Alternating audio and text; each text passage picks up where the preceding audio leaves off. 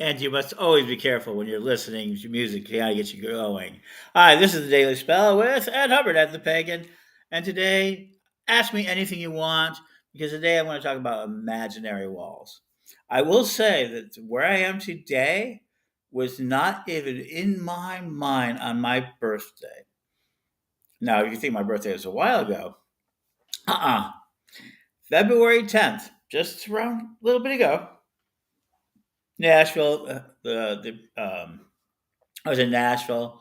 We were figuring out the last of Pagan World materials, and the Hawks were wonderful, wonderful hosts. And if you ever get a chance to have their hospitality, it's just wonderful.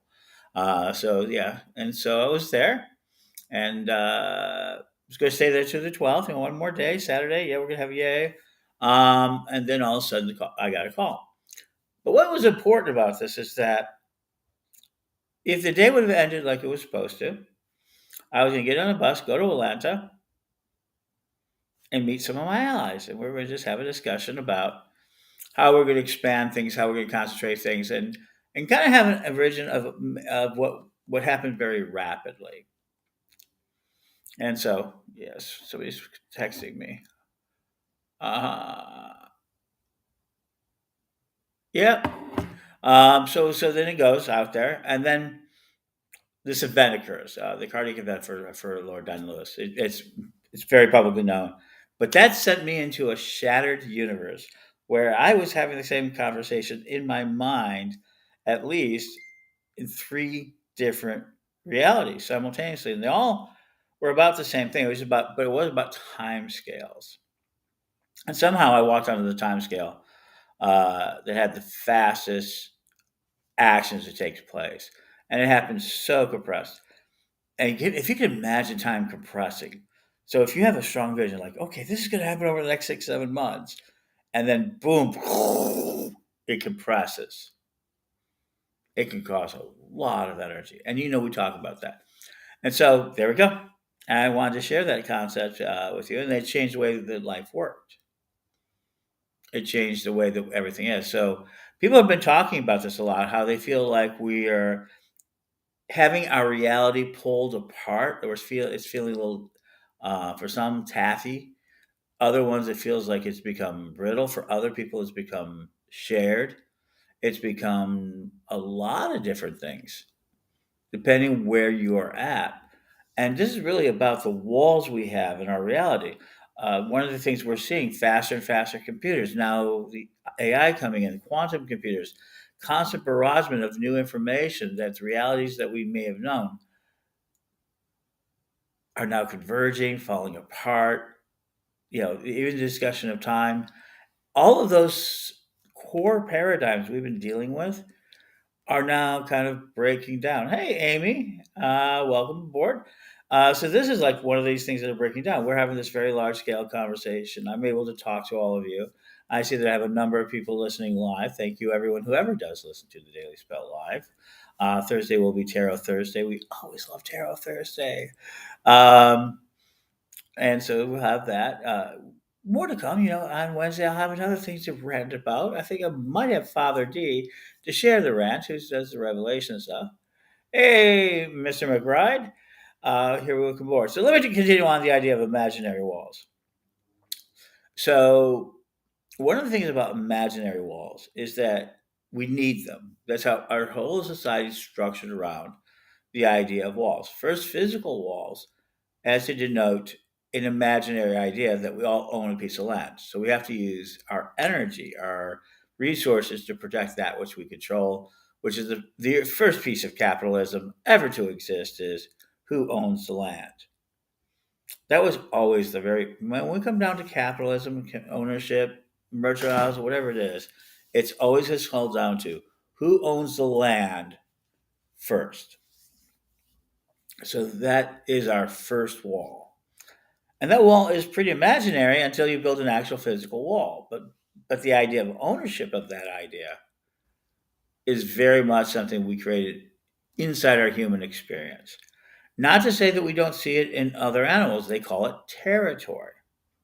We do see that apes, we do see that wolves, we see that chimps especially are building have these territories. Lions, all sorts of animals, have territories.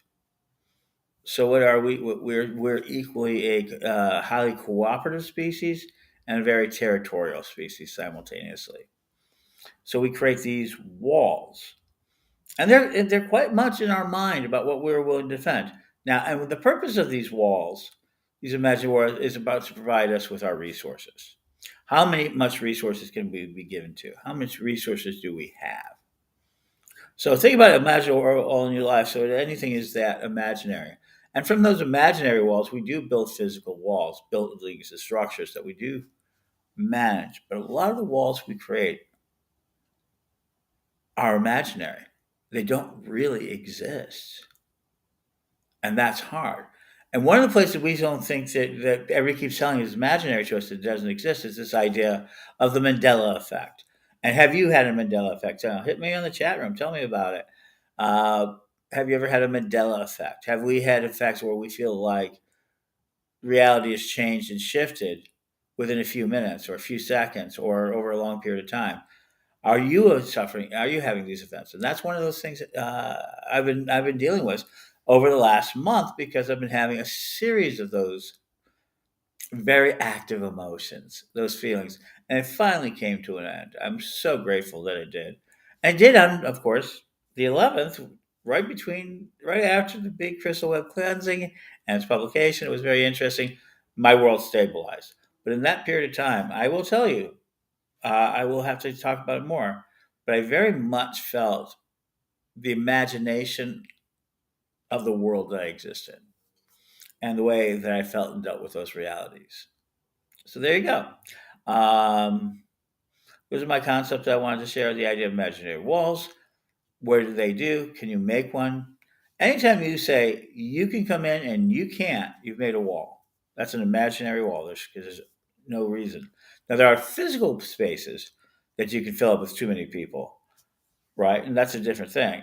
But how you pick those people is the wall, imaginary wall versus the physical wall. So this is a really important, different concept. And so there you go. We're all dealing with this. We're all creating from this. We're all sort of that sort of idea. This idea of ownership. So um, then that's where we are. So our Mandela effects. How do you have Mandela effects? Have you things about things with that? Have you seen it have been in a virtuous cycle, an evolution event? Have you ever had any of these experiences? That's something I want to know in the future. We don't talk too much about it, but because of the events, I get to inhabit a new role, and I'm working out the last fine details, making sure everything is there. Uh, but it changed me. My life has been completely restructured in a favorable way. So there we go. And more about that announcement is coming.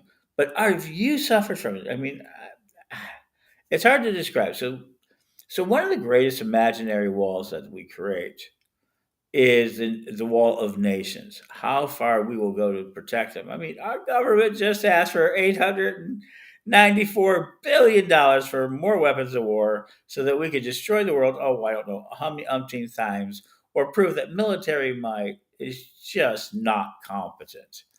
I mean, come on. Yeah, are we so afraid? We're creating for war. They just, I don't know what they're building for. I just don't. But those are imaginary walls. Those are very intense imaginary wars we invest a lot of resources to reinforce.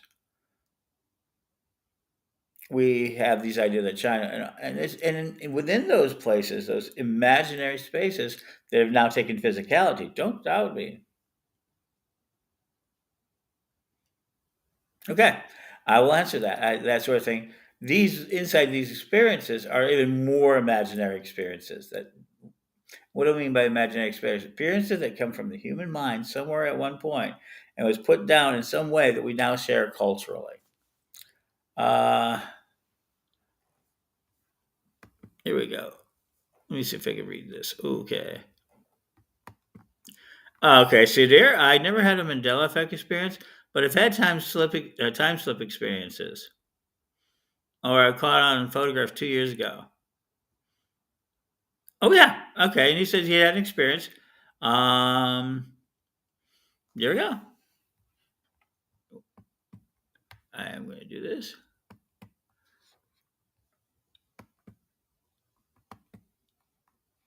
I'm sending you a reply. If you want to jump on, there you go. You can jump on if you like.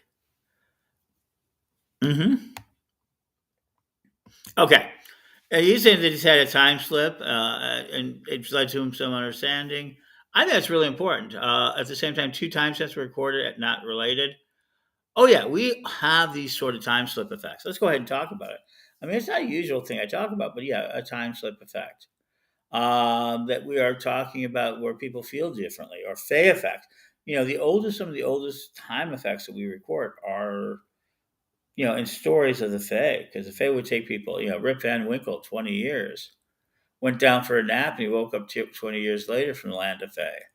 Um, we have seen other types of stories where they steal away for life, or for years, or for months, or that you feel like it's for months, but it's only like for minutes and days into weeks. So time has really become quite a thing uh, that we are dealing with. So we have time slips and everything else. Uh, People have had these experiences. So I'm not going to dwell on today, because obviously today we're dealing with these ideas, and Don's had his first class today. So we will talk again soon. But today's gonna, I guess, I'm gonna make it a short one, a really short one. Uh, but I think we need to talk more about imaginary walls. I think that's going to become something that we can discuss more thoroughly and more graciously. Uh, my mind's blown. I guess I would love to talk more, but I guess I need someone to talk to. So we will do this, and thank you all. This is going to be a short night of the Daily Spell, probably one of the shortest ones we've done so far. So I really appreciate you listening, and have a pleasant evening. Make it a great day.